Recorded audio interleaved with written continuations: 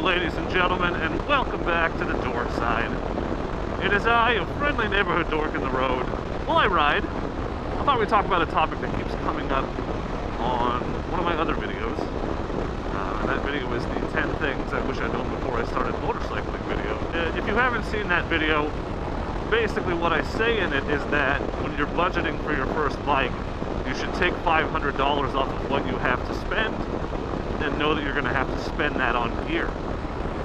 And people have a lot of wildly different opinions about that, so I added a post where I actually put together a set of gear from Cycle Gear, and it ended up being like $420, so I was close. If you're a new rider and you're not sure what you need to get as far as gear, you're going to get a lot of advice, you're going to hear a lot of things from a lot of different people, and the fact of the matter is, only you can decide what level of risk you're comfortable taking. Me personally, I don't get on the highway unless I am full gear. Boots, pants, gloves, helmet, jacket.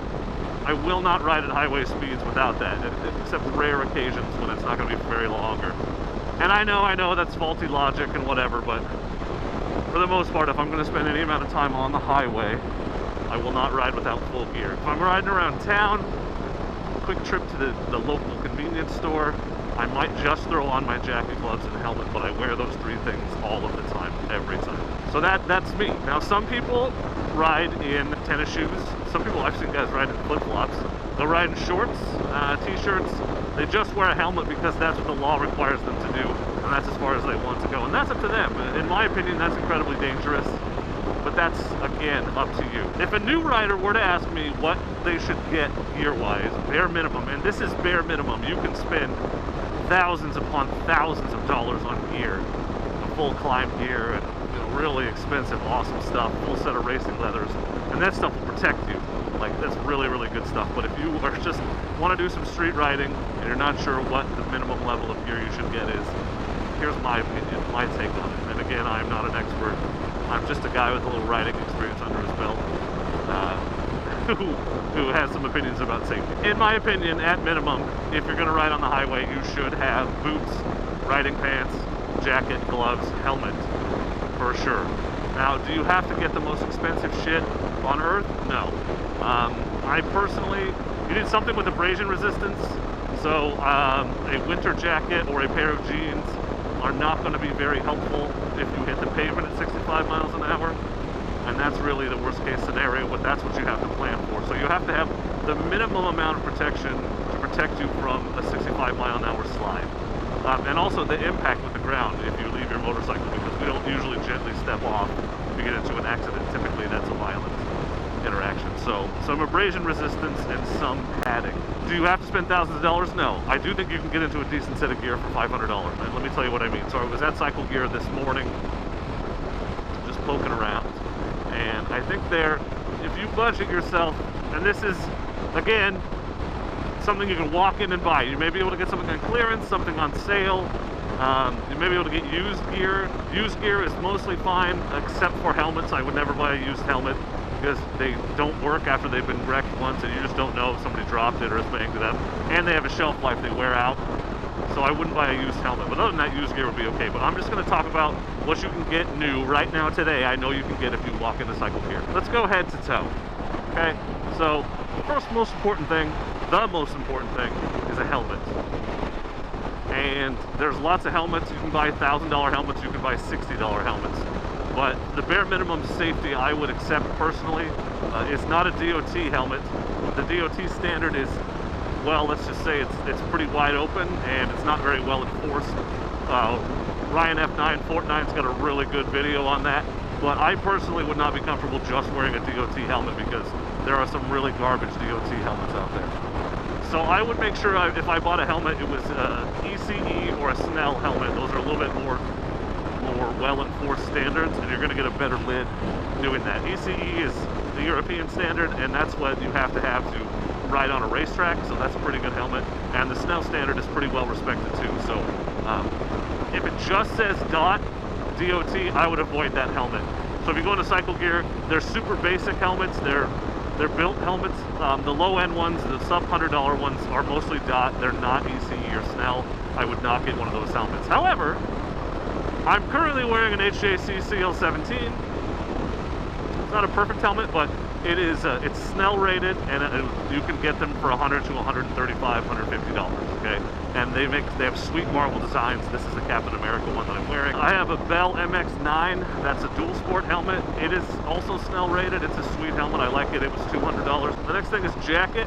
So, and really the abrasion resistance stuff I'm going to talk about for jackets applies to pants as well, but they measure abrasion resistance of materials in units called denier. For instance, this Tour Master jacket I'm wearing right now, I think is it's like 1600 denier at the elbows and shoulders, 1200 denier everywhere else. So if you look that up, it's just a measure of how long it'll last in a slide. And Cycle Gear sells even their super basic Bilt stuff is at least at minimum 600 denier.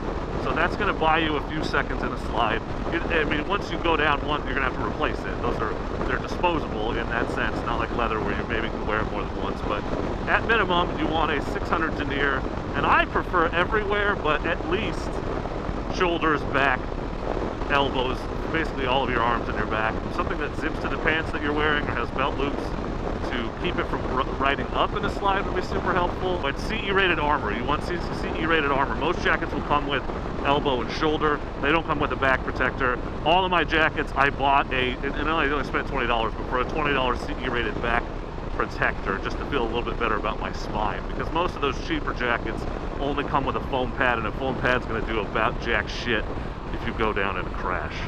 So get yourself a spine protector and add it to your jacket.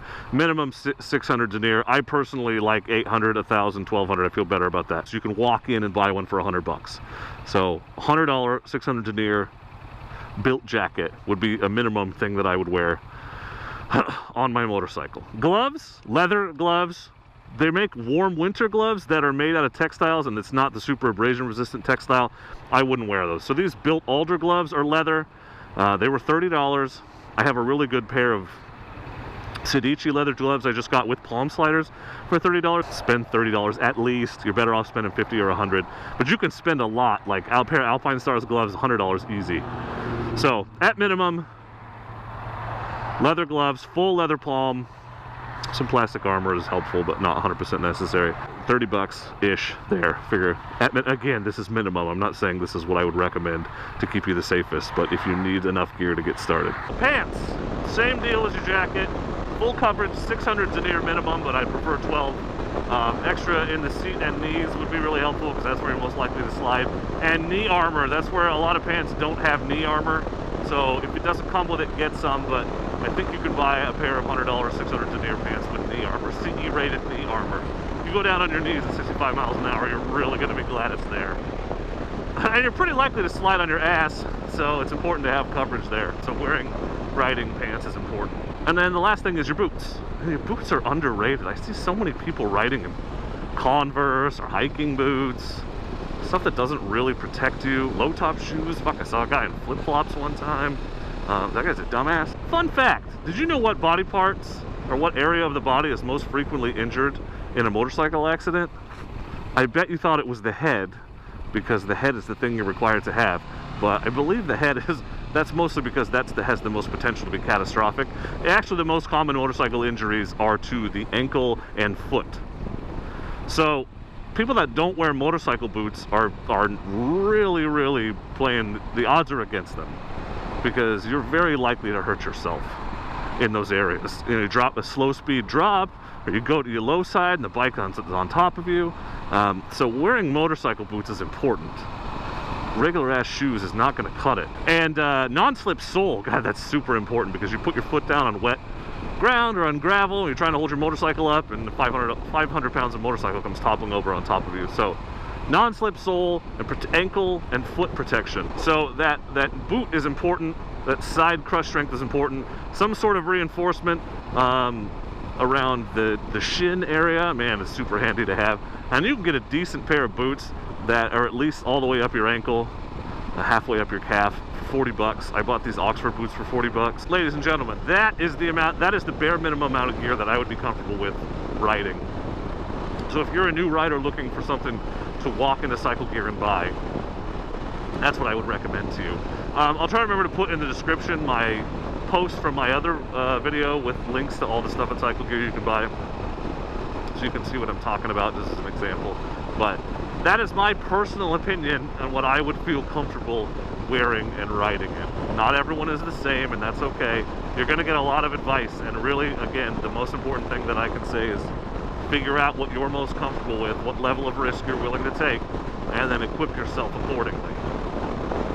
So, if you have any questions about beginner motorcycle gear, about basic set of gear, I'd be happy to answer them. Thank you very much for watching, and as always, ladies and gentlemen, don't forget to be excellent to